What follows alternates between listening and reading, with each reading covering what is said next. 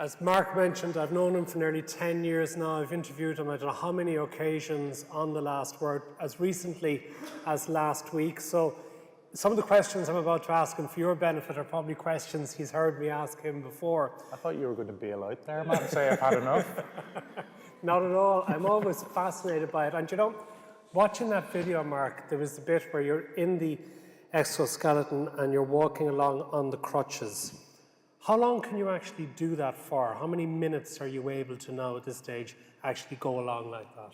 Yeah, so I could probably keep going all day in the robot, because the robot allows for, and it's very important that the subject, the patient, the individual can stand and weight bear using my own skeleton. So I'm inside it, standing on my own skeleton. The robot is powering along with motors at the knees and at the hips. But the really exciting bit is the electrical stimulation. I had imagined with all these robotics experts that robot will eventually turn into, we might even see the motors implanted in the knee and hip joints.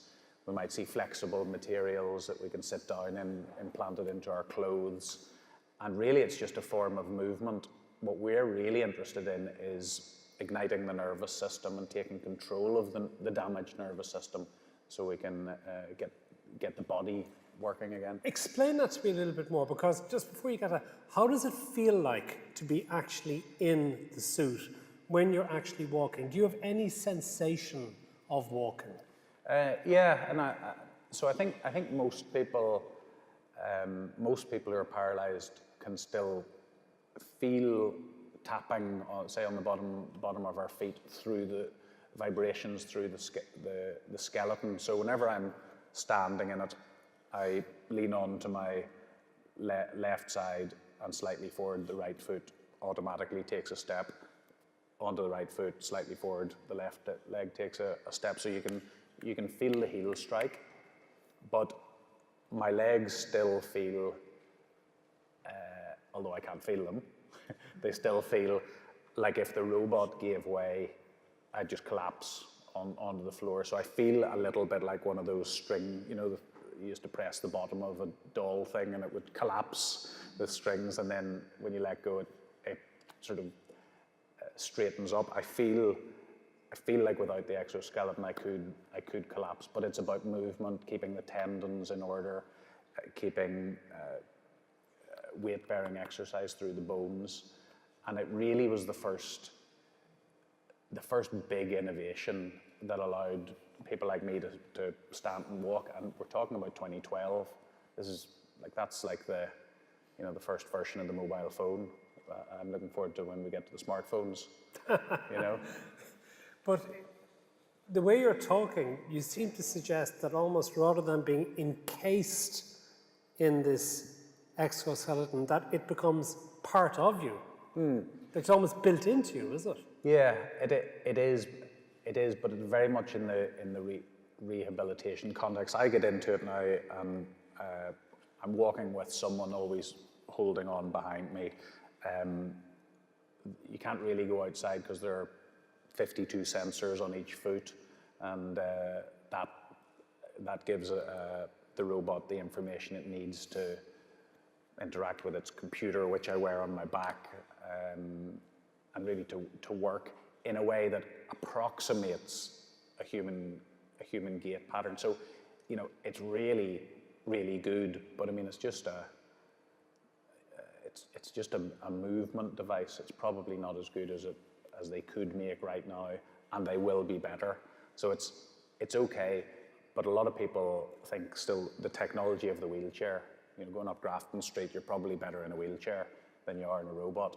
But the question is, where is that going to be in the future? And there's so much money going in to robotics, as we know, with all the research that's going on, some of which we've heard about, the Googles, DARPA in the States. So we're piggybacking a lot on the back of money that's already flowing into robotics. And are there many other people in your situation who are also investing and experimenting in actually using these exoskeletons or other similar products? Yeah. I mean, there's a a New Zealand robot, which is really stable. There's a Japanese one.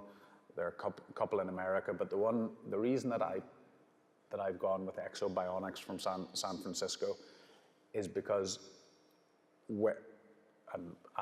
our scientists in UCLA that we collaborate with, when you join in, the robot dynamically does less. So as I push or pull with my legs, the robot knows to do less. And for any sports people, which is my background, the training effect is all important.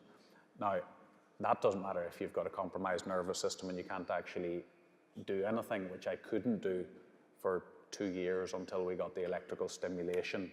But when I got the electrical stimulation on the spine, that's whenever this variable assist software became very important, because I can do more, and as I do more, it does less. But there are loads of people walking in robots around the world.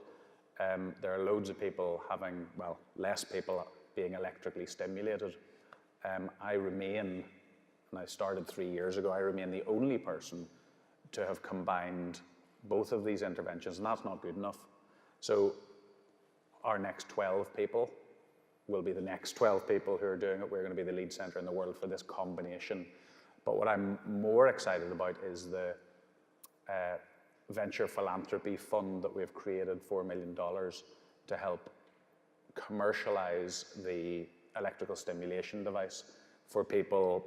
You know, if you're paralyzed from the neck down, you're more interested in your hand working than your leg working.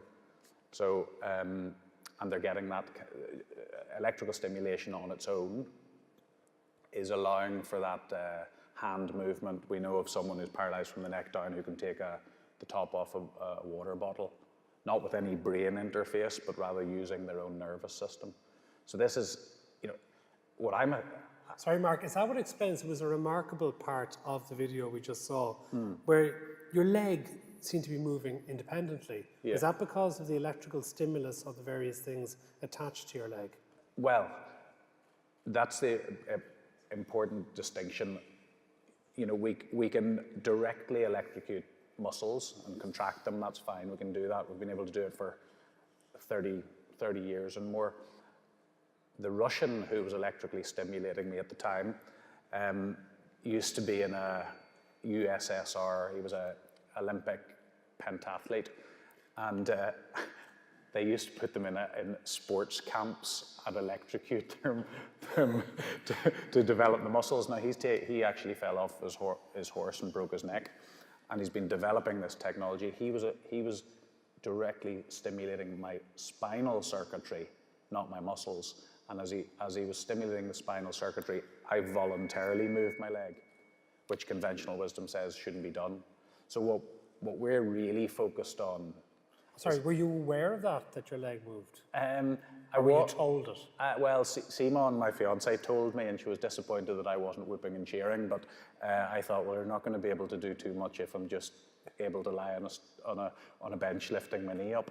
But you know, it's revolutionary that we can do that. The question is, where can we get to, and how can we get it? You know, we hear brilliant stories of research all the time, big brains. We've met loads of them all around the world, and they're here in the room. The question is, when the research gets to a point where it can be useful, how do we get it out, commercialize it, get across what I understand is the valley of death, because most people fail when they try and commercialize.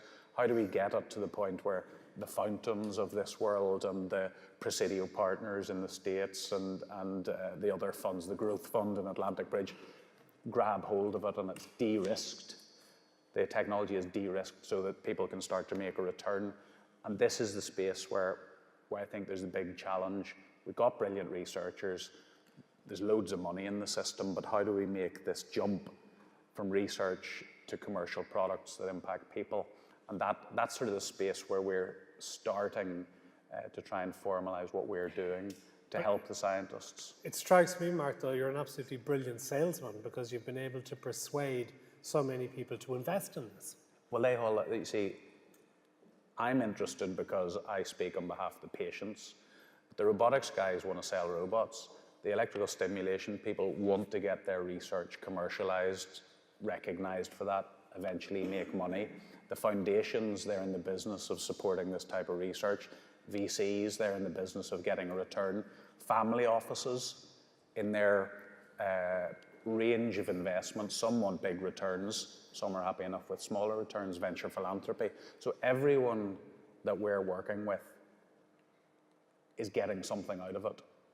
And we need to make sure that the patients who don't have access to it get something out of it. So I always go back to a quote by from Viktor Frankl's book, and Friedrich Nietzsche is the philosopher. He who has a why to live can bear with almost any how. The understanding, if you know why you're doing what you're doing, you can put up with the tough stuff.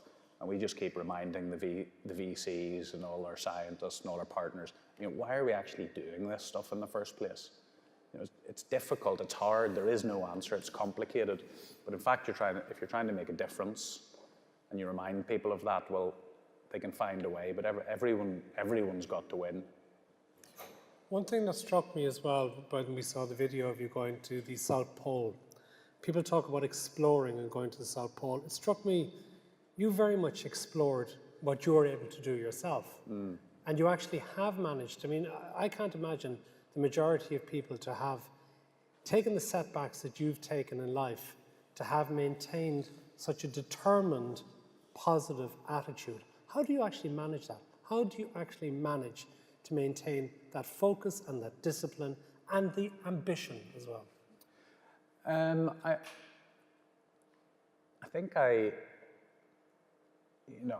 really do think sport for me taught me how to win and how to lose, and more particularly when you've either won or lost, how to put it behind you and get moving forward. So I think I was practicing from a very young age how to face up to things and then move on from them.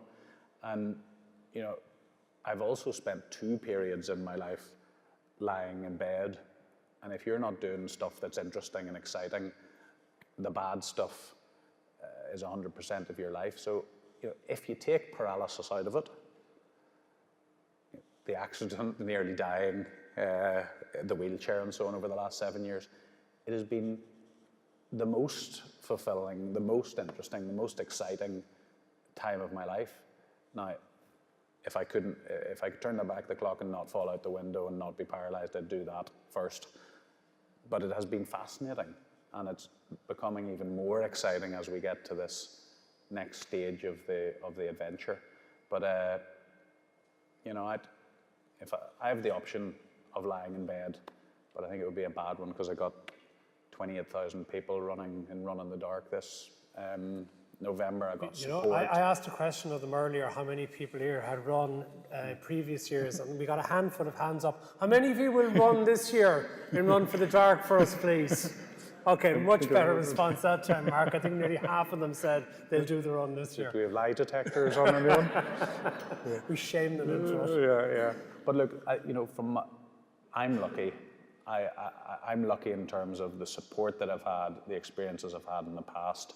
But there are people right now in the National Rehab Hospital who can't get out, who don't have visitors, who don't have support, who don't have the prospects and have no access to this amazing technology, which is why I'm so exercised about, we've got to have self-interest.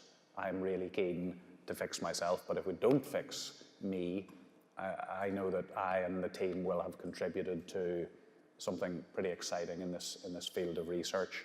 So, and it's why I was absolutely delighted to get the opportunity to even hear that this event exists, because research for research's sake is, we probably need all that, but only because it eventually leads to something exciting, and it leads to all these people in the room who are about to get it out of the lab and commercialized. Mark Pollock, thank you very much for being with us today.